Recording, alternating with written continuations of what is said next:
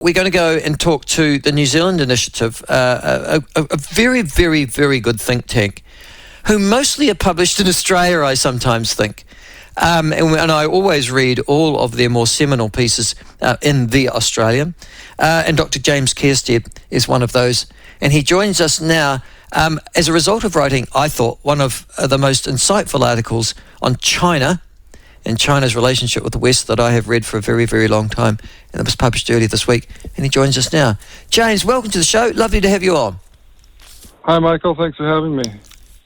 Listen, the reason you're on the show is because earlier this week in The Australian, I read an article that you'd written in which you posited quite a radical theory, in actual fact. And that radical theory was that China defies the conventional economic wisdom and orthodoxy that you have to be a fully functional and open democracy to prosper economically.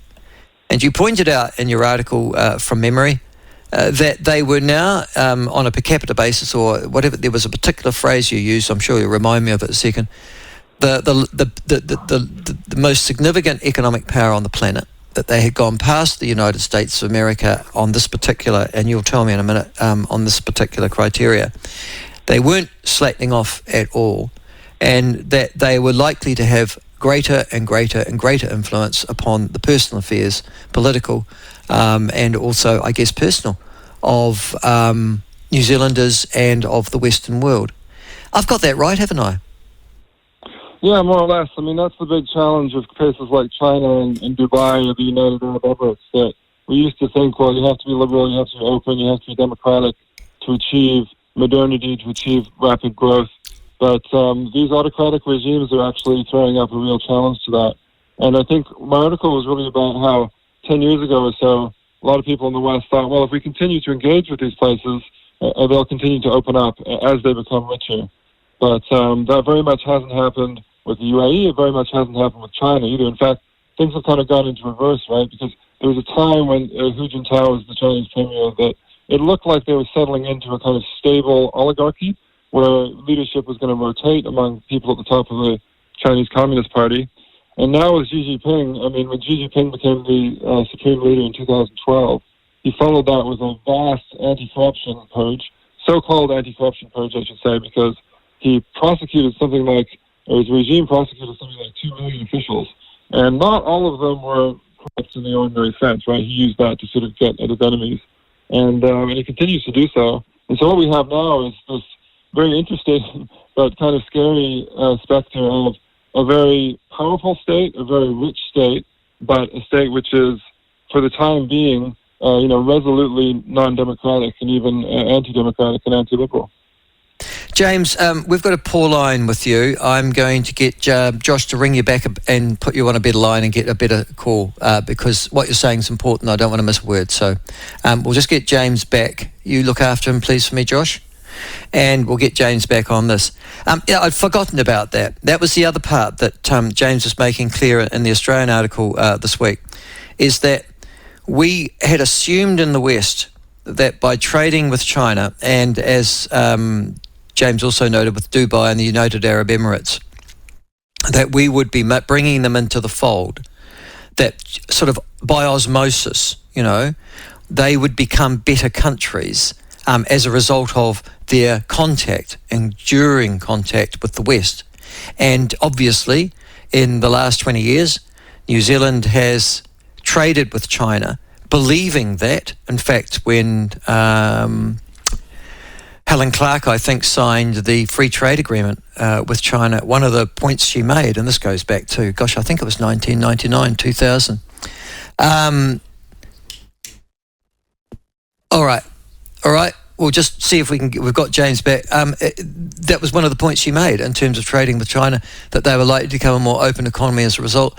They have not done so. James, we've got a better line now? I hope so. Can you hear me now? Yeah, that's much better. Yep, good. Thank you. Okay, cool. All right. The point about trade's interesting because that's the point that Helen Clark, I think, made when we signed a free trade agreement with China. I mean, I know we're just a pygmy in China's eyes, but she did say that the more the West trades with China, the more liberal China will become, the more open. Is that because of the dramatic conceit of the West that they believe that democracy and the strength of economies are interrelated? Yes, I think it's partly that, but I think there's also separate empirical evidence that rich countries tend to be democratic and democratic countries tend to be rich. So there is a correlation there. But social scientists argue over, whether it's causal, whether being a democracy makes you rich or whether being rich makes you a democracy or whether there's something else going on completely. Yeah, but of course, the thing about China and the United Arab Emirates, Dubai, though, is they've never been democracies, have they? I mean, the Chinese have an incredible civilization, but I can't remember democracy ever being part of it. That's right, yeah. So it may have just been the fact that there was this tight correlation between wealth and democracy may have just been a result of most of the democratic countries in the modern era being in the West, and then Western countries have had their own development towards democracy for different reasons. But for a long time, the theory was that if you're rich, you will become a democracy. But the actual social science evidence was more that if you are rich and you are a democracy, you never transition away from democracy. And there's been some more recent statistical work on this, which shows that holds up pretty well. So the problem with that is that it's not really a theory of democratization, right? So it doesn't really tell us how societies become democratic.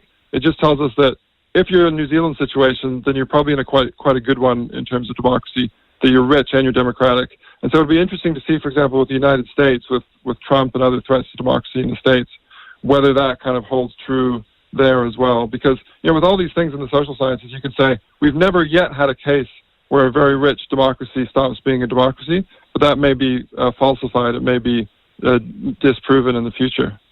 Well, I was just actually thinking about New Zealand as you were talking about that. Have we become any more democratic in the last 20 years or 30 years in this country? I don't know if you could make that argument. You could probably make it either way, actually. But have we become richer as a country? A lot of these statistical studies, unfortunately, they have their limits, right? So one of the things they do is they kind of code democracies for the purposes of their data sets as democratic or non-democratic. So often you can't really look at, these measures of, is New Zealand getting more democratic? They just have it in their data set as it's democratic, it's rich, and therefore it kind of supports that bit of theory. I was just thinking, I'm a historian. That's my training. But I always think there's no such thing as reproducing history, but you just sort of learn some lessons. I wonder also, I just remember the Roman Empire, for example, and so will you, being seen as a particular apogee of civilization, having elements of democracy for certain groups of people, at least within it. It was overtaken by the hungry hordes, wasn't it? By the barbarians, by those who had very little civilization by comparison. Yeah, that's right. Yeah, I mean, by various groups of barbarians. I mean, whether or to what extent Rome was a democracy is kind of controversial. I would call it more of a republic. So it definitely had things like checks and balances, or things, features which we would later call checks and balances. The actual, popular element in the Constitution, the involvement of ordinary people, was very low. The ancient Greeks had democracies in their city-states. They had slaves. Women weren't allowed to take part. Foreigners who were living in their city-states weren't allowed to take part. But in Athens, for example, there were lots of poor citizens who could take part in their democracies. But as you say, all that was kind of overturned. But I think that the literature, the scholarship I was talking about in my article is really about modern democracy. And there are lots of interesting ways, because you probably know I'm also, I used to be a lecturer in classics. I'm also a classicist. So there's lots of interesting things to say about ancient democracy and ancient republics. But in some ways, that's kind of a world apart, because by our standards, the ancient Greek city-states would have been very poor, but they were also quite democratic. So that's another sort of puzzle. Now, the other thing, though, and you would have seen it in the United States over the last 48 hours, is a remarkable display of bipartisanship, that both the Democrats and the Republicans don't like the Chinese government in particular.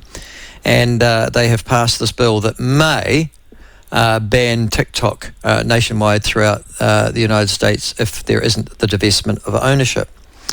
Can you walk me through that one? Why is TikTok seen as a threat to the democratic institutions in the United States? Well, I think this goes to the debate around social media, and we even had that debate in the West about Cambridge Analytica and its possible impact on the Brexit vote. I'm not sort of taking any particular position on that. I'm just saying that there are concerns about social media and how social media can be used to sort of shape opinion. And obviously that's one conversation when we're talking about sort of civil society in the West and people kind of competing in a level playing field in an election. And it's a different conversation when we're talking about this huge and incredibly powerful autocratic state, which, may or may not be acting through these companies. Again, I'm not necessarily asserting anything. I'm just saying it's a possibility that China would be using this for propaganda and to sort of, make the West think about Chinese communism in a different way to the way people are currently thinking about it. But I think that a lot of this, though, the TikTok thing and a lot of other developments we've seen on the policy front with regard to China, they're just a reaction really to the vast complacency that we've had previously. I think that if you go back to the moment I alluded to in the article with Xi Jinping and Buckingham Palace, I think that at that point it was almost like, no engagement with China could be bad. There's nothing wrong with any kind of engagement with China. And I think we're just pulling back from that now very quickly.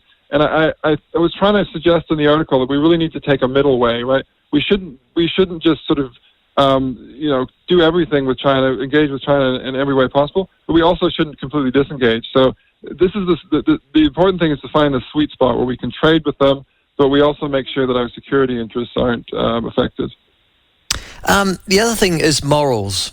In New Zealand, in the 1980s, New Zealand took a moral stance upon trade relationships and sporting relationships between this country and South Africa because we're opposed to apartheid. I think it was about the only time, there might have been, in actual fact, a time during the 70s as well in which we had some sort of trading imbalance with Chile as a consequence of a particular. But trade and foreign affairs, those are the only two times that I can even think that trade and foreign affairs have walked together. Trade and human rights or trades and sort of moral concepts have walked together for our country.